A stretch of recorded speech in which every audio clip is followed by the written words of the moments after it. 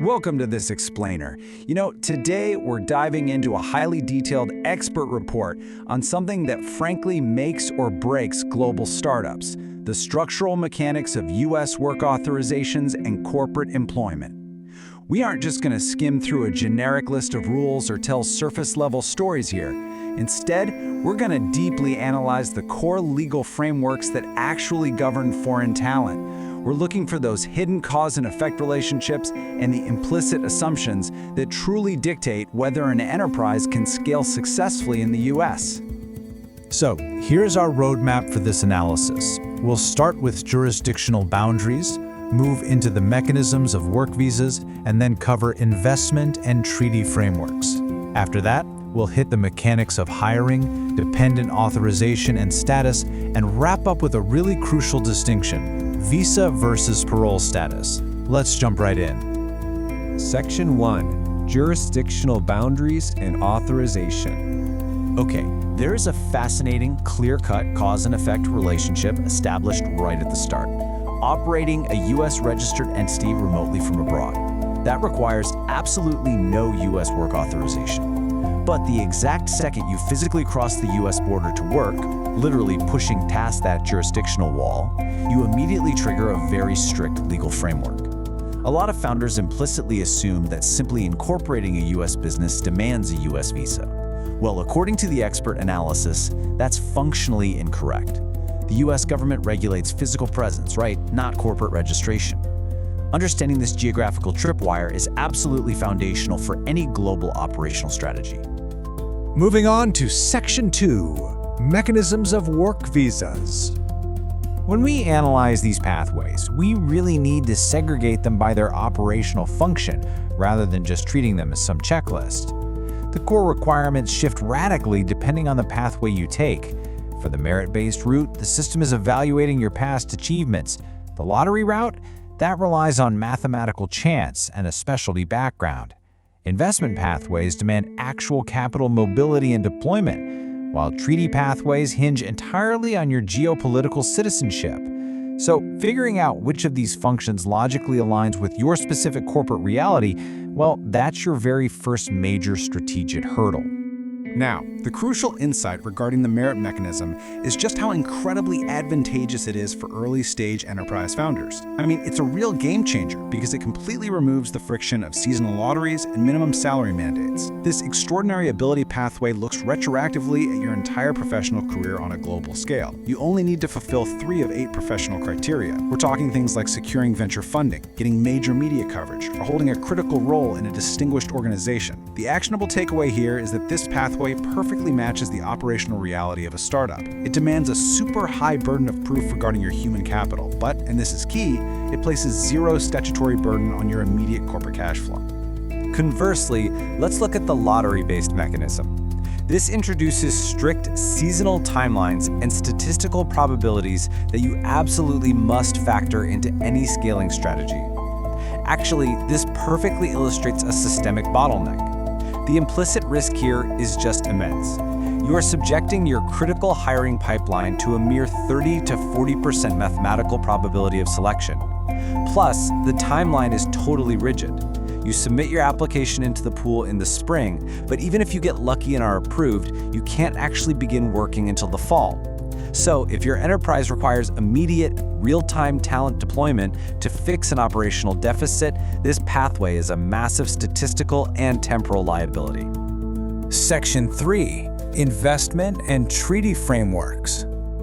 This illustrates the fundamental assumption of investor pathways.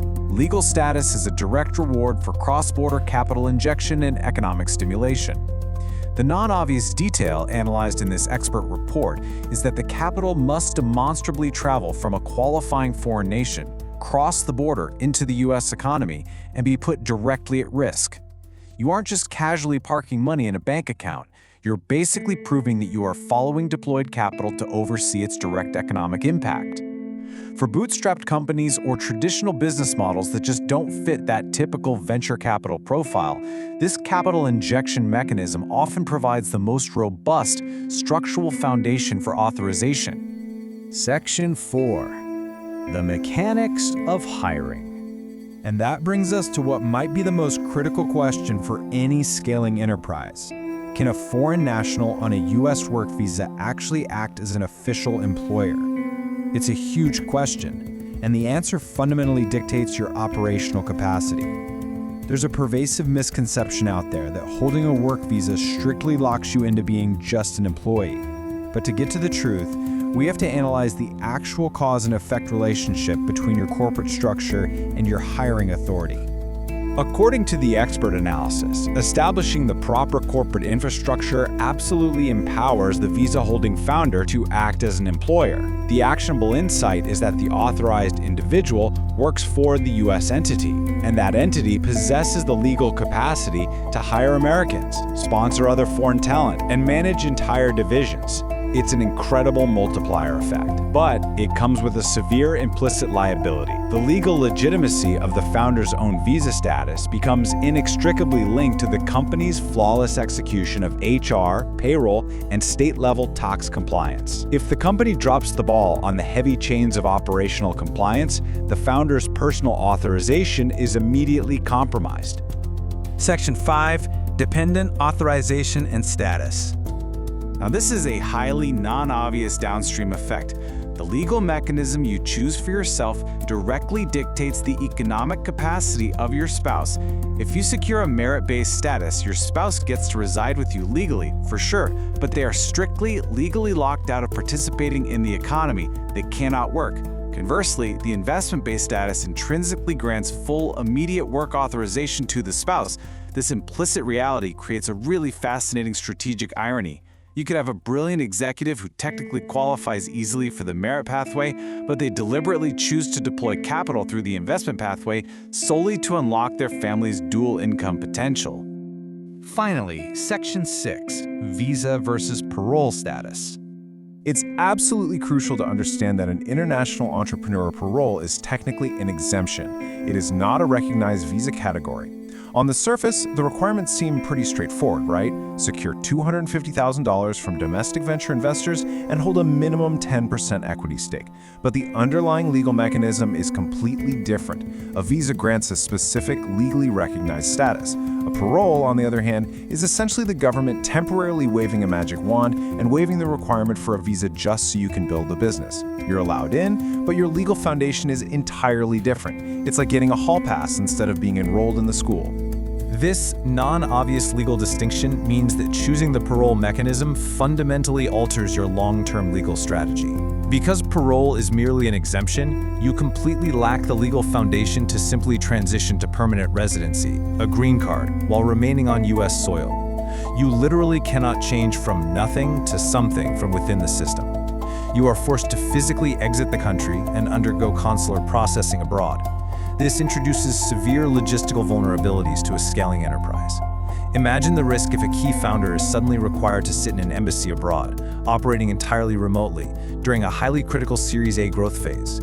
That is the hidden structural cost of parole. So as you map out your corporate trajectory, you really have to ask yourself this final question. Does your operational strategy actually align with your legal mechanics? We've seen how just crossing physical borders triggers immediate liabilities, how statistical lotteries can completely threaten your hiring timelines, and how the deeply technical choice between a visa and an exemption dictates your long-term trajectory. Your corporate ambitions and your structural legal mechanics, they cannot exist in silos. One literally dictates the survival of the other. Take a hard, analytical look at your blueprint. Is your enterprise built on a recognized legal foundation or just a temporary exemption? Thank you for joining this explainer. Keep analyzing, keep questioning, and ensure every single strategic decision you make is built on solid ground.